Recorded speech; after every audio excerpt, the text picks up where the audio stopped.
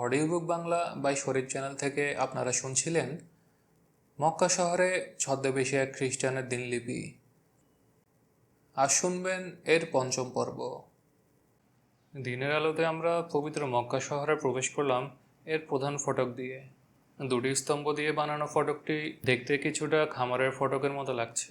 মাত্র কয়েক মিটার ব্যবধান দুটি স্তম্ভের মধ্যে। বলা হয়ে থাকে যে এই গেট পর্যন্ত হারাম বা নিষিদ্ধ এলাকা সীমানা।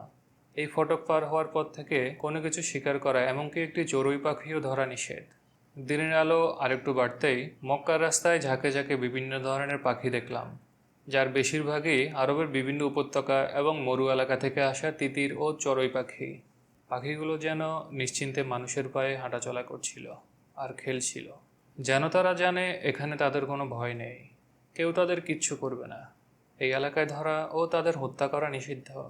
কয়েক ঝাঁক কবুতর আমাদের মাথার উপর দিয়ে এমনভাবে উড়ে গেল, মনে হলো যেন মেঘ ঘিরে ধরেছে আমাদের এমনকি আমাদের গাধা, উট ইত্যাদির পায়ের কাছে পাখিগুলো নির্ভয়ে ঘোরাফেরা করছিল। সোমানি পাখির ছানাগুলো মাটিতে এমনভাবে খেলছিল যেন এগুলো পুরো জায়গাটি দখল করে নেবে। হাঁটার সময় আমি কাঁপছিলাম ভয়ে, না জানি ভুলে পা পড়ে যায় পাখির ছানার উপর। এলাকার প্রায় সবাই এই পাখিদের যত্ন নেয়। গম, ভুট্টার দানা, তিলসহ আরও নানা রকম খাবার তাদের খাওয়ায়। তাদের হত্যা বা শিকার করা এখানে নিষিদ্ধ। পাখিগুলোকে কেউ কেউ এই শহরের পবিত্র অংশ মনে করে থাকে। আমরা রাস্তা পার হয়ে পবিত্র ভূমিতে প্রবেশ করলাম। এমন কোনো কিছু নেই যা দেখে আন্দাজ করা যায় কাবা কত দূর। দুই পাহাড়ের মাঝখানে লুকিয়ে আছে পবিত্র কাবা, আমাদের খুব কাছাকাছি। এই রাস্তা পার হওয়ার সঙ্গে সঙ্গেই আপনি বুঝতে পারবেন আপনি সেই পবিত্র স্থানে পৌঁছে গেছেন। এখানে আপনি কিছু দেখতে পাবেন না, কিছু চিনতে পারবেন না। রাস্তাগুলো প্রায় একই রকম দেখতে, আলাদা করা যায় না। মসজিদুল হারামের পুরো দৃশ্য এক নজরে দেখতে চাইলে আপনি পারবেন না। পাখি যেমন তার বাসায় ডিম লুকিয়ে রাখে, তেমনি এখানেও আপনি এক স্থান দেখবেন যা পাখির ডিমের মতো লুকিয়ে রাখা হয়েছে। আব্দুর রহমান বুশনাক নামের একজন মুয়াল্লিম আমাদের পথ দেখিয়ে নিয়ে গেলেন। আমি সেই পবিত্র হারামে ঢোকার সুযোগ পেলাম। এটি একটি বিশাল মসজিদ এবং এই মক্কা শহরে একটাই। আমাদের সামনে এখন আমাদের কাঙ্ক্ষিত সেই বস্তু, যা কালো কাপড় দিয়ে ঢেকে রাখা হয়েছে। আমরা পশ্চিমে অনেকেই মনে করি কাবা শরীফ মোহাম্মদ সাল্লাল্লাহু আলাইহি সাল্লামের কবর। আসলে তা নয়। মোহাম্মদ সাল্লাল্লাহু আলাইহি সাল্লামের কবর মদিনায় অবস্থিত। কাবা মুসলমানদের কাছে আল্লাহর ঘর, মুসলিম জাতির কেন্দ্রস্থল। তাওয়াফ শুরু করার আগে সে মুয়াল্লিম আমাদের কাছে দ্রুত এগিয়ে এলেন। এরপর বললেন, ভাই আমার, ইবাদতের সময় মনে করবে না যে তুমি এই ঘর, এই পাথর বা এখানে যা কিছু আছে তার ইবাদত করছো। তুমি মনে করবে এটা পৃথিবীর কেন্দ্রবিন্দু। সব মুসলমান এই ঘরকে সামনে রেখে আল্লাহর ইবাদত করে। এখানে তুমি আল্লাহর অনেক কাছাকাছি। এখানে ইবাদত করে তুমি আল্লাহর নৈকট্য লাভ করতে পারবে। এর বেশি কিছু মনে করবে না। ততক্ষণে ঘড়িতে সকাল 6টা বেজে গেছে। রৌদ্রের এই দীপ্ত সব জিনিসের মধ্যে একটা হাসি খুশি রং এনে দেয়। আমরা তাওয়াফ শেষ করে খুব আগ্রহ নিয়ে মসজিদে হারামের মেঝেতে বসেছিলাম। কিছুক্ষণ পর আমরা মক্কায় আমাদের প্রথম নামাজ আদায় করলাম। মসজিদুল হারামে তখন ভিড় বাড়ছিল। অনেক হাজি তাওয়াফ করছিল কাবার চারপাশে। তারা খুব ভক্তি ভরে খালি পায়ে তাওয়াফ করছিল। আমি বসে বসে তাদের এই একাগ্রতা দেখে মুগ্ধ হচ্ছিলাম। তাদের পরনে ছিল ধবধবে সাদা 2 টুকরো কাপড়। আব্দুর রহমান বুশনাকের ভাতিজা আহমদ বুশনাক আমার হাত ধরে রেখেছিলেন। আমরা আবার তাওয়াফ করলাম। কাবার চারদিকে 7 বার ঘুরে তারপর থামলাম। আমি বেশ উচ্চস্বরে তালবিয়া পাঠ করছিলাম। এটি এখানকার নিয়মতান্ত্রিক প্রার্থনা, তাওয়াফের অবশ্য অনুষঙ্গ। তারপর আমাকে নিয়ে যাওয়া হলো কাবার পাশে এক স্থানে একটি পাথরে চুমু দেওয়ার জন্য, যা হাজর আসওয়াদ নামে পরিচিত। এক মানুষের সমান উচ্চতায় এটি স্থাপিত, রূপার বেষ্টনী দিয়ে ঘেরাও করা, আনুমানিক 80 সেন্টিমিটার। এখানে চুমু খাওয়ার জন্য ব্যবস্থা আছে। ডিম্বাকার একটি জায়গা, তার মুখের ভেতর ঢুকিয়ে চুমু খেতে হয়। আমি চুমু খাওয়ার সময় অনুভব করলাম পাথরটি মার্বেল পাথরের মতো ঠান্ডা নয়, আম্বর আতরের ঘ্রাণ ছিল মনে হয়েছে। পাথরটি গ্রানাইট জাতীয় কোনো পদার্থের। কেউ বলে এটা উল্কা, কিন্তু আমার মনে হয় এটা ফ্লিন্ট জাতীয় পাথর। আমি সবার মতো রূপালির ফ্রেম ধরে সেই পাথরে চুমু দিই। হাজর আসওয়াদে চুমু খেয়ে হারেম থেকে বের হয়ে সাই করতে যাই। সাই করার সময় 2 পাহাড়ের মাঝখান দিয়ে নির্ধারিত পথে আমাদের বেশ দ্রুততার সঙ্গে 7 বার হাঁটতে হবে। সেই 2 পবিত্র পাহাড়ের নাম সাফা ও মারওয়া। 2 পাহাড়ের মধ্যে প্রায় 500 মিটারের দূরত্ব। 7 বারে মোট 3.5 কিলোমিটারের মতো হাঁটতে হবে আপনাকে। সাই করার সময় আমি এ কদিনে যে দোয়া শিখেছিলাম তা পড়ছিলাম। প্রতিবার সাই করার সময় আমরা সাফা পাহাড়ের চূড়ায় উঠতাম, সেখান থেকে নির্ধারিত পথ ধরে আবার মারওয়া পাহাড়ের চূড়ায় এখানে এসে দাঁড়াতাম দোয়া করার জন্য। আমার অবস্থা তখন অন্যরকম। ক্লান্তি অথবা ক্ষুধা কোনো কিছু অনুভব করছিলাম না, এমনকি পিপাসাও অনুভব করছিলাম না। অথচ আমার কাছে ক্ষুধা পিপাসা নিবারণ করার জন্য যা লাগে সব মজুদ ছিল। আমি আমার মাথার চুল ছোট করে কেটে নিলাম। প্রায় সবাইকে দেখলাম চুল একেবারে ফেলে দিচ্ছে, কিন্তু আমি তা করতে চাইছিলাম না। এরপর আমরা আবার হেরেমে ফিরে এলাম। এখানে এসে জমজমের পানি পান করলাম। এমন শীতল আর সুমিষ্ট পানি আমি আর কখনো পান করিনি। এক পেয়ালা পান করে আবার পান করলাম, আবার পান করলাম। এখানে এসে আহমেদের হাত ধরে আমি রেহাই পেলাম। এতক্ষণ সে আমাকে ছায়ার মতো অনুসরণ করেছে। তার মনে আমার সম্পর্কে সন্দেহ ছিল, তা এখন দূর হয়েছে। আমার নিয়ত যে বিশুদ্ধ এবং হজ নিয়ে আমার মনে অন্য কোনো চিন্তা নেই, তা সে নিশ্চিত হয়েছে। আমি এই পবিত্র কূপের পানি খুব আগ্রহ নিয়ে পান করছিলাম। আরবদের দৃঢ় বিশ্বাস হলো, কোনো খ্রিস্টান এই পবিত্র কূপের পানি পান করতে পারবে না। করলেও সেই পানি তার কণ্ঠনালী অতিক্রম করার আগেই সেই দম বন্ধ হয়ে মারা যাবে। এছাড়া যার অন্তর বিশুদ্ধ নয় এবং যার নিয়তে কোনো কমতি আছে, সে এই পানি একবারই পান করতে পারবে, দ্বিতীয়বার নয়। কারণ যার মনে পবিত্রতা যত বেশি, জমজমের পানি পান করার চাহিদা তার তত বেশি হবে। আর যার মন যত কালো, তার চাহিদা তত কম হবে। আমি যেহেতু বেশ কয়েকবার পান করেছি, সে বুঝতে পেরেছে যে আমি কোনো খারাপ উদ্দেশ্য নিয়ে মক্কায় আসিনি এবং আমার মনও পরিষ্কার। আব্দুর রহমান বুশনাক তখন আমাকে অভিবাদন জানালেন। আমাদের তারা নিমন্ত্রণ করলেন তাদের বাড়িতে। সকাল 10টায় তারা আমাদের জন্য গোশত, আলু, মাছ, কিছু ফলমূল যেমন তায়েফের সুস্বাদু মিষ্টি আঙ্গুর ইত্যাদি নিয়ে এলেন। তখন আমার গলা শক্ত হয়ে আছে, কোনো খাবার নামার মতো অবস্থা নেই। তাই মেজবান আমাকে বিকেল 3টা পর্যন্ত বিশ্রাম নিতে বললেন। আমি একটু বিশ্রাম নেওয়ার সুযোগ পেলাম। সবাই আমাকে রেখে চলে গেলেন। এই একাকী অবস্থায় আমি আবার আমার জীবন নিয়ে ভাবতে শুরু করলাম। ফ্রান্স নিয়ে চিন্তা করলাম। আমার এই মক্কা ভ্রমণ আর এই বিপদসংকুল পথ যেভাবে পাড়ি দিলাম, তা নিয়ে ভাবলাম। এই পবিত্র ভূমিতে এই ভ্রমণে আমি নিজেই আশ্চর্য হয়ে গেলাম। এভাবে চিন্তা করতে করতে আমি ঘুমিয়ে পড়লাম। 3 দিন 3 রাত পর এমন নিশ্চিন্তে নির্বিঘ্নে ঘুমানোর সুযোগ পেলাম। এই কয়দিনে বেশ কষ্টসাধ্য সফর করেছি, যা ইতিমধ্যে আমি বলেছি। আমার পরিচিত পৃথিবী থেকে অনেক দূরে এই মুহূর্তে আমি রয়েছি এই পবিত্র ভূমিতে, এক অনন্য অসাধারণ শহরে। গত রাতের দৃশ্যগুলো আমার স্মৃতিতে ভেসে উঠতে শুরু করলো। গত কয়েক রাতের অনিদ্রা আমাকে চরম কষ্ট দিয়েছে। কয়েকটি দিন এমনভাবে কাটিয়েছি যার অনুভূতি বলে বোঝানো আমার পক্ষে সম্ভব নয়। তবে আমি প্রতিটি মুহূর্তের ঘটনা বিস্তারিত উল্লেখ করব। সেদিন পৃথিবীর এই ভিন্ন শহরে আমি সকল অনুভূতি ছুঁড়ে ফেলে হারিয়ে গিয়েছিলাম ঘুমের অতল রাজ্যে। সন্ধ্যার দিকে গরমের তীব্রতা একটু কমে আসে, বলতে গেলে জাদুর মতো হারিয়ে যায়। সূর্যাস্তের সময় মরুভূমির বালুতে সূর্যের লাল আলো পড়ার দৃশ্য অসাধারণ একটি দৃশ্য, খুব মনোমুগ্ধকর। এই সন্ধ্যাও বিশ্রাম নেওয়ার সময়, আরামায়েশের সময়, একটু নিশ্চিন্ত হয়ে বসে থাকার সময়। তখন আমার বেশ ভালো লাগছিল, বিশেষ করে যখন মসজিদুল হারামের কাছে বসেছিলাম স্বপ্ন বিভোর চোখে। আমি মার্বেল পাথরের সিঁড়ির সামনে মেঝেতে আছি। মুয়াজ্জিনরা আজান দিচ্ছেন। তাদের আজানের আওয়াজ ছড়িয়ে পড়ছিল হেরেমের 4 কোণের মিনার হতে। হেরেমের চারদিকে উঁচু উঁচু 4টি মিনার রয়েছে। মুয়াজ্জিনরা সেখানে দাঁড়িয়ে ঘুরে ঘুরে উচ্চ স্বরে আজান দেন। তাদের কণ্ঠ কখনো উচ্চ স্বরে, আবার কখনো আস্তে শোনা যায়।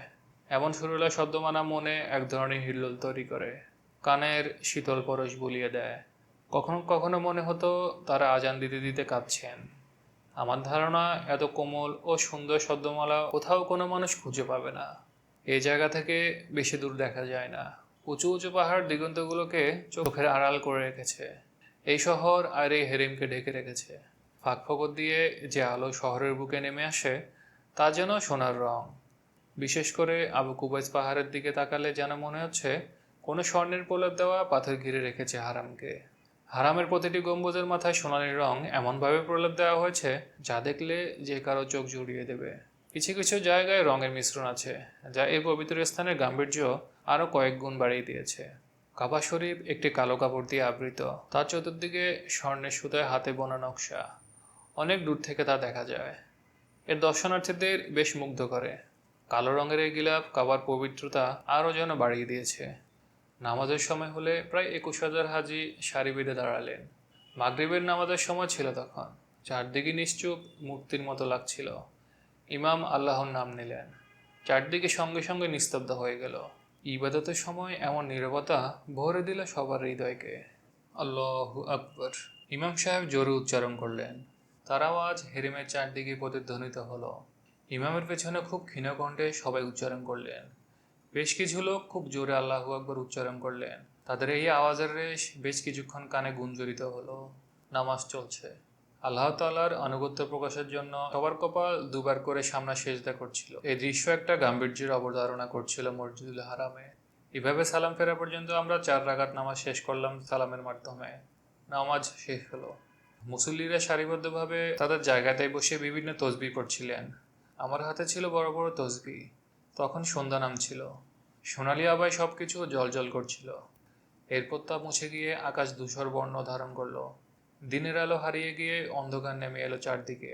অন্ধকারের মধ্যে আমি দেখছিলাম সাদা হিরামে কাপড় পরা হাজিরা কাবার চারপাশে তাওয়াফ করছেন। সাদা ছায়ামূর্তির মতো লাগছিল তাদের।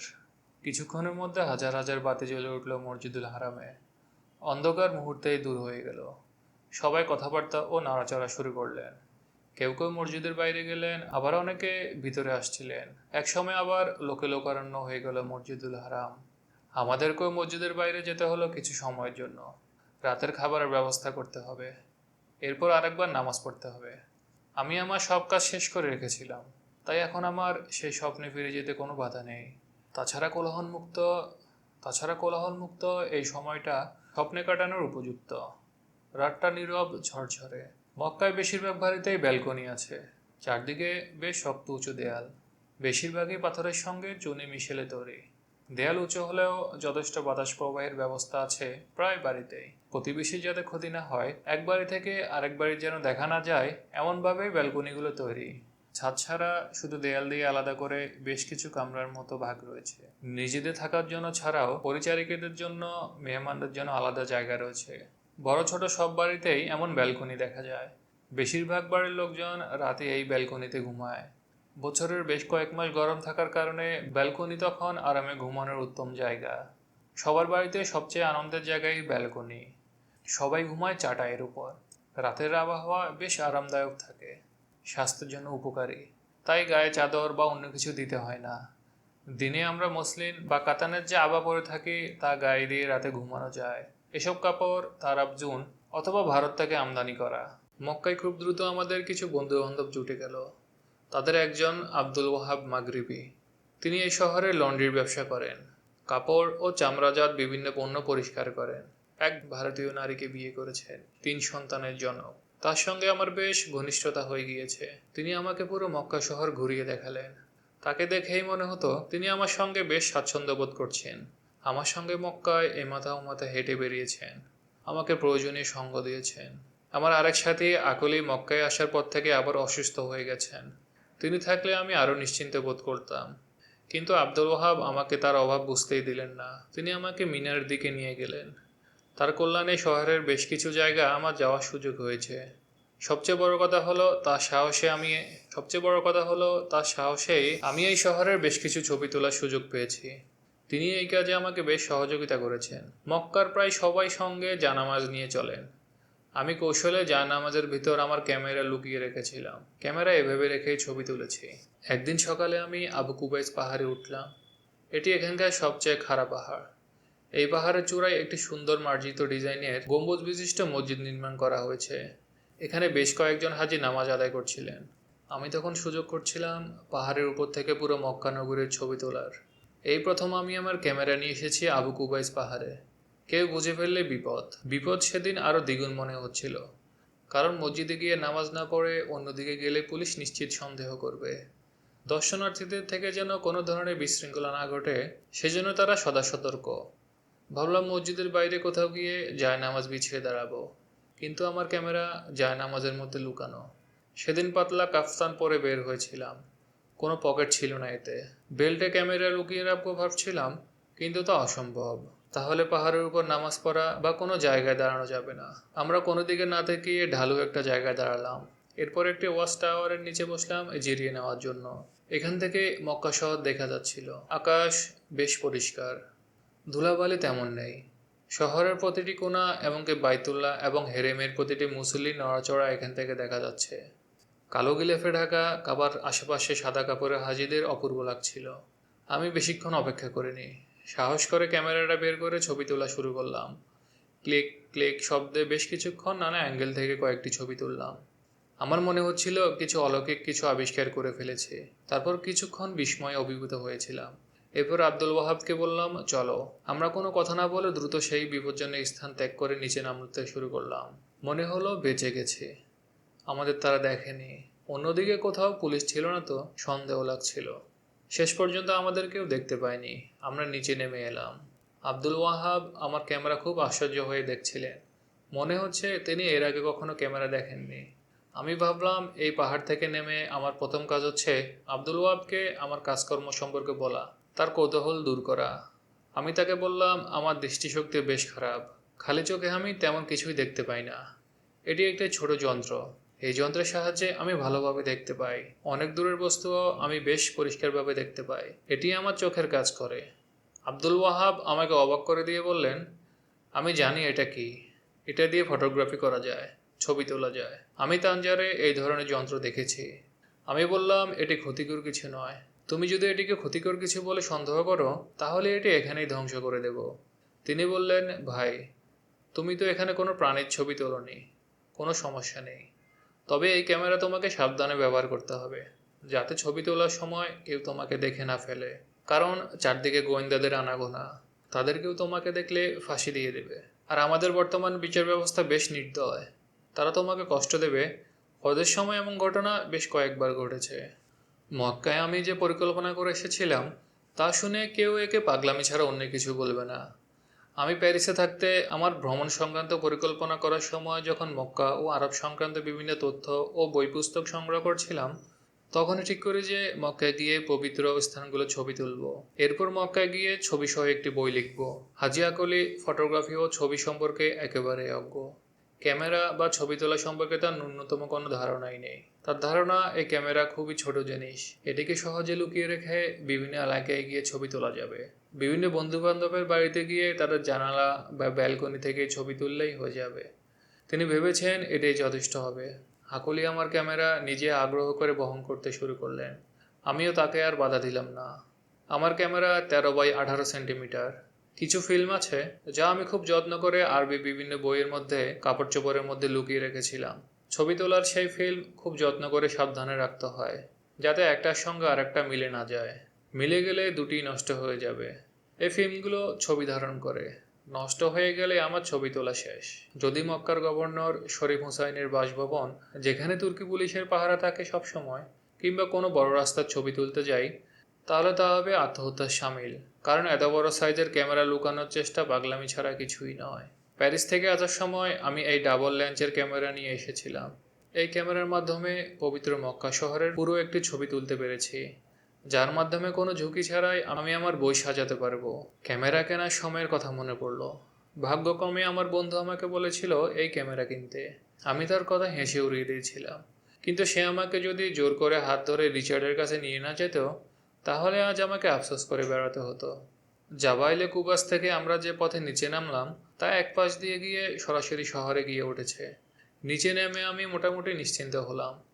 নিচে নামা পর্যন্ত আমাদের দুশ্চিন্তা ছিল, এখন আর ভয় নেই। তারপর পেছনে তাকিয়ে নিশ্চিন্ত হলাম, আমাদের পেছনে কেউ আসছে না।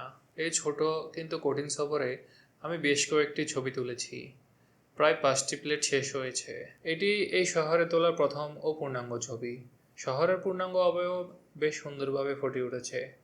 ইসলামের এই পবিত্র ও গুরুত্বপূর্ণ শহরের গুরুত্ব বোঝানোর জন্য এটি কষ্টসাধ্য হলেও দারুণ এক সংগ্রহ। মক্কা আমার কাছে যে কোনো পবিত্র শহরের চেয়ে গুরুত্বপূর্ণ একটি শহর। আমার অনুমান মক্কার স্থায়ী জনবসতি প্রায় 1 লাখ। এর মধ্যে বহিরাগতরাও আছে। বহিরাগতদের মধ্যে ভারতীয়রাই বেশি, এরা প্রায় 75 ভাগ। আগে যেমনটি বলেছি, এই শহরটি দুটি পাহাড়ের মধ্যে বিশাল উপত্যকা, যা উত্তর পূর্ব দিক থেকে দক্ষিণ পশ্চিম দিকে বিস্তৃত।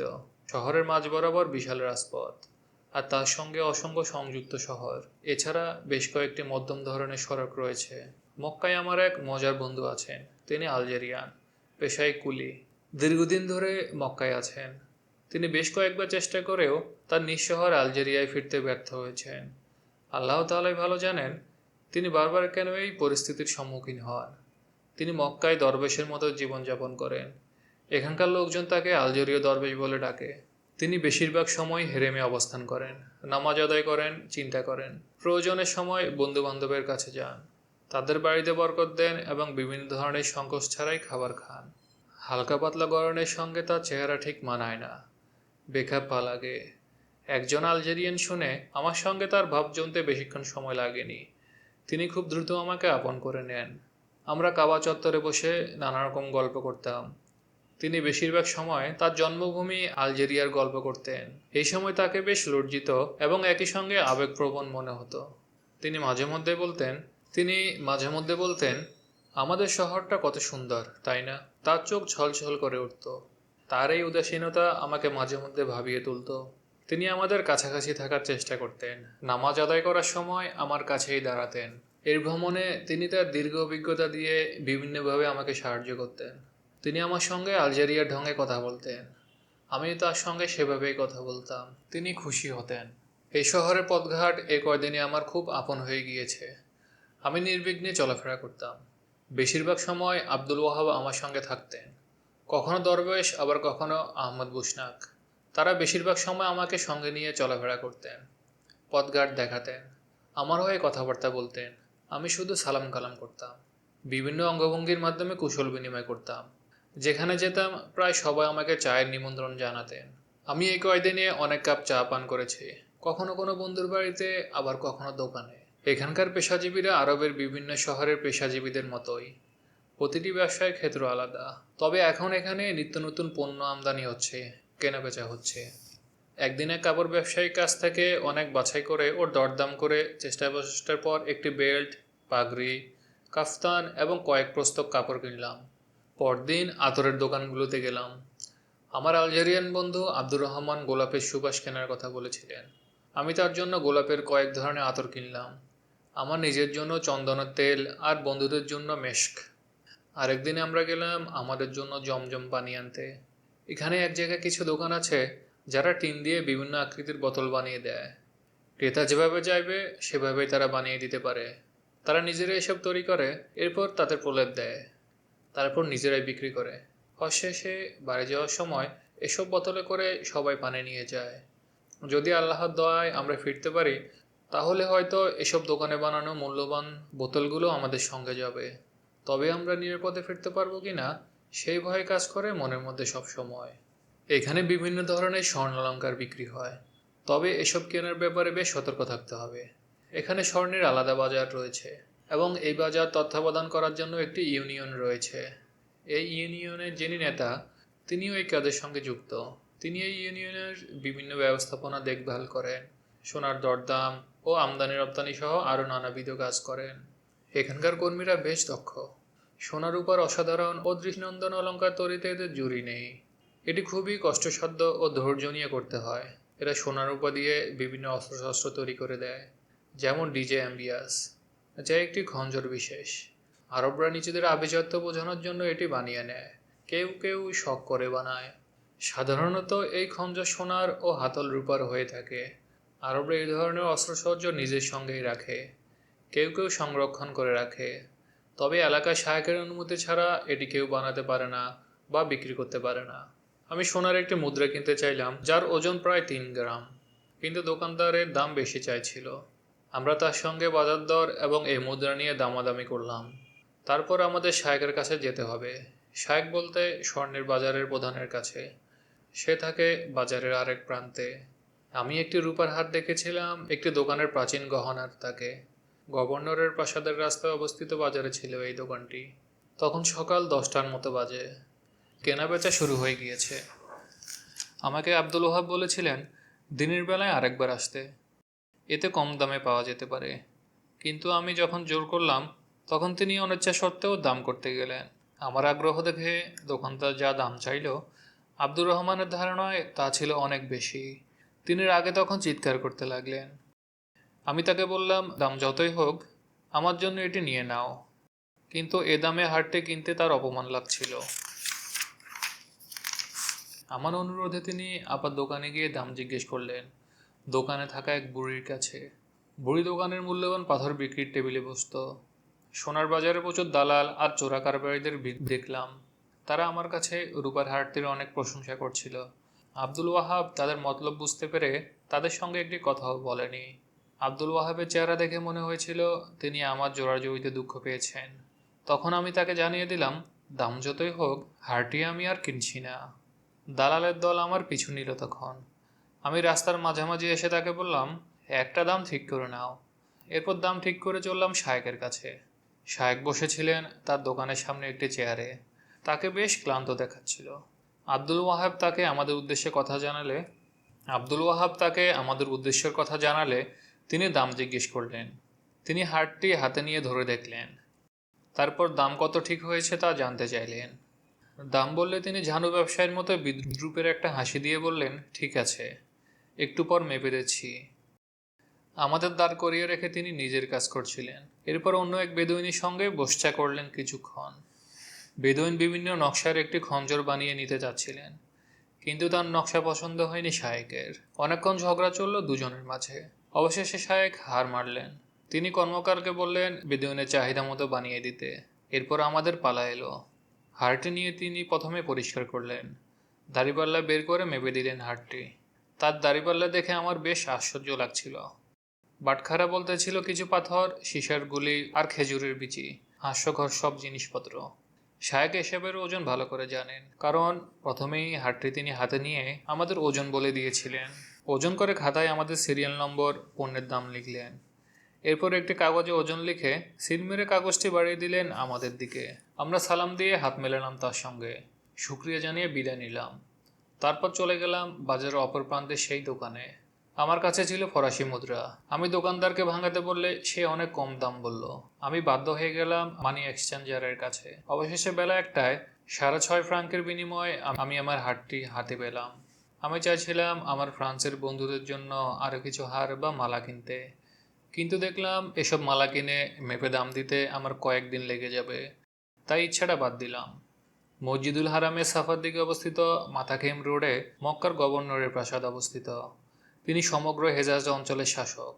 তার কাছে মক্কার ছাপানামা, সেখানে ধর্ম, ইতিহাস ইত্যাদি বিষয়ের বইপত্রের বিশাল সমাহার। আমি দরবেশের সঙ্গে যখন ছাপাখানায় গিয়েছিলাম তখন অবাক হয়ে যাই। ছাপাখানার বেশ কিছু যন্ত্রপাতি নষ্ট ছিল, কিন্তু যে প্রাণচাঞ্চল্য দেখেছিলাম তাতে মনে হয়েছিল আমি ভবিষ্যতের কোনো বিশাল শক্তির সামনে দাঁড়িয়ে আছি। এই বইপত্রের বিশাল সমাহার ভবিষ্যতে কি প্রভাব ফেলতে পারে কে জানে। যদি আবার কখনো ধর্মযুদ্ধ শুরু হয়ে যায় তখন হয়তো মুসলমানরা জেগে উঠবে সামাজিক চেতনা, আর ইউরোপের উপনিবেশের কাছে দাবি তুলবে ইসলামকে মুক্তভাবে ছড়িয়ে দেওয়ার। এইসব বইপত্র কি মুছে দিতে পারবে পৃথিবীর পরাশক্তিগুলোকে? মুসলমানরা কি জেগে উঠবে তাদের দীর্ঘ ঘুম ভেঙে? আমি চাই আমার এই আশা পূরণ হোক, তবে ধীরে ধীরে, কারণ যদি দ্রুত হয়ে যায় তাহলে তা রক্ষা করা আমাদের জন্য বেশ কঠিন হবে। Audio book Bangla by Sharif channel থেকে আপনারা শুনছিলেন মক্কা শহরে ছদ্মবেশী এক খ্রিস্টানের দিনলিপি।